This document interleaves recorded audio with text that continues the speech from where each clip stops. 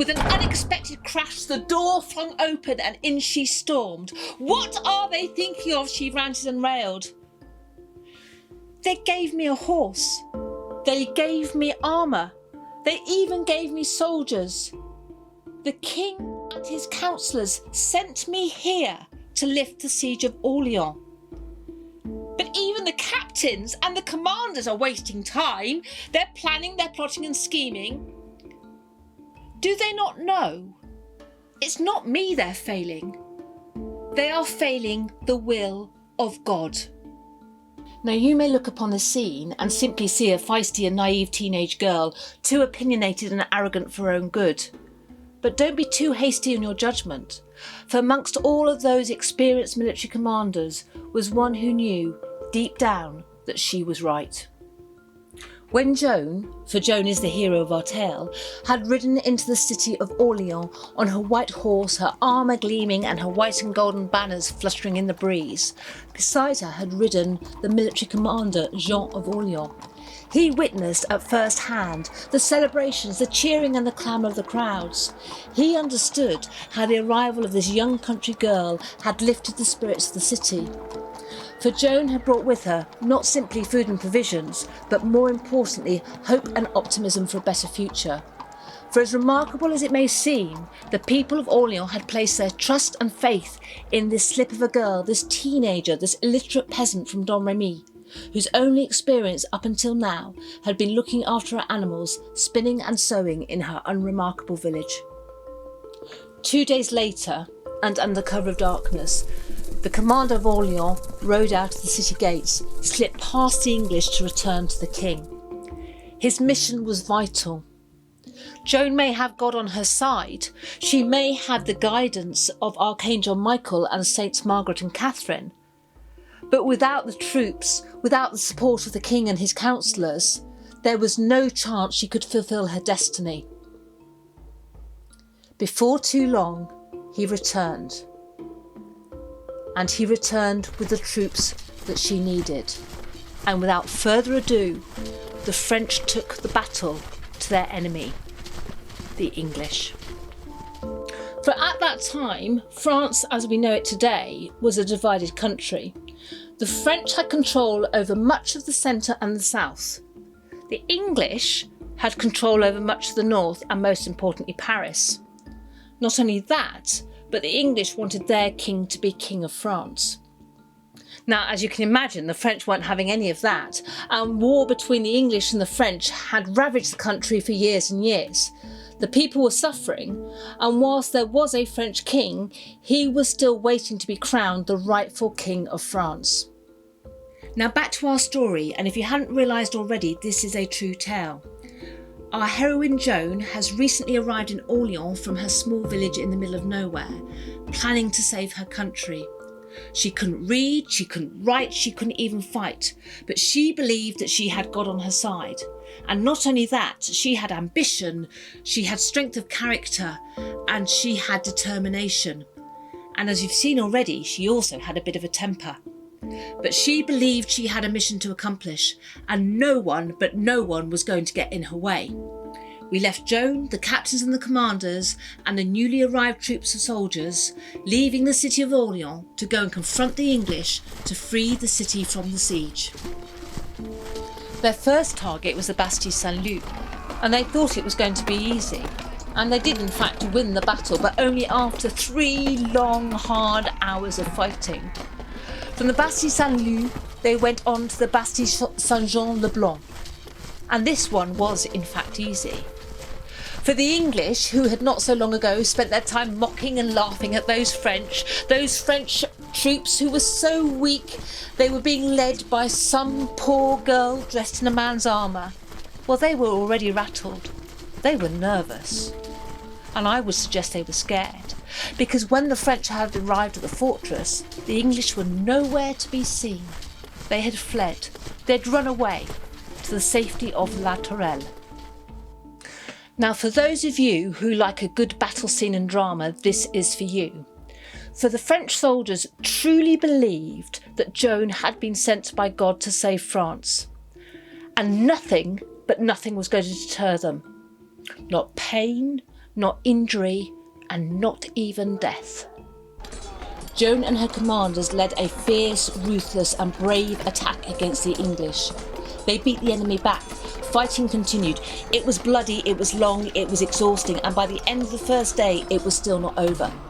Battle resumed at daybreak, both sides refusing to give in, both sides believing that they had God on their side. For hours the bloodshed continued, and then just before sundown the French faltered, weak, weary, energy sapping from their bodies, just as they witnessed Joan struck by an arrow. She reeled back in shock as the arrow pierced the skin at the base of her neck, blood gushing from the wound. One of her commanders was about to sound the retreat when Joan stopped him. She staggered up to her feet, picking up her banner and urged her troops on as she herself marched towards the foot of the tower. This sight gave her soldiers renewed strength and energy, and they battled on, climbing and scaling the tower towards the ramparts. It was now the nerve of the English that began to break, when suddenly they heard a blood-curdling scream. The English looked down in shock. The French looked up in surprise, for the English captain had lost his footing and was falling from the ramparts. Fully armed, he knew his fate, for his armour designed to protect him was going to seal his fate as its weight dragged him down to his death at the bottom of the muddy moat below. Panic at losing their leader now engulfed the English, and by the time the sun had set, the French were victorious. Well, you can imagine the celebrations as the triumphant French returned to Orleans. The miracle had happened. In only 4 days, Joan had succeeded in lifting the siege. The church bells rang out across the city. There were cheers and shouts of joy as the jubilant citizens realised they were at last free. Now, I'm afraid we haven't got time to waste and join in with their celebrations.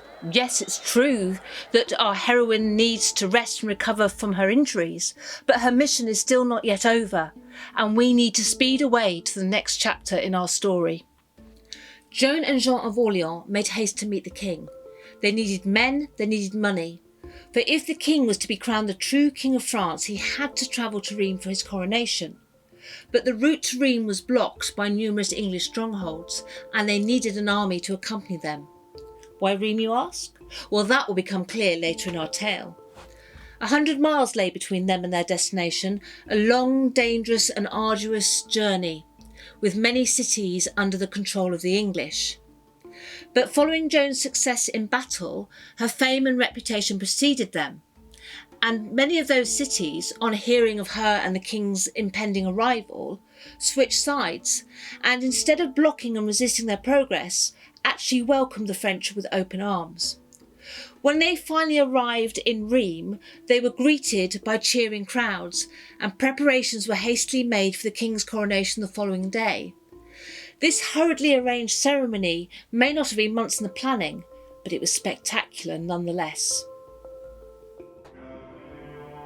With great pomp and ceremony, the king entered the cathedral and walked up the aisle in front of his royal household commanders and councillors, when suddenly through the west door rode 4 knights, resplendent in their armour and on their mighty chargers.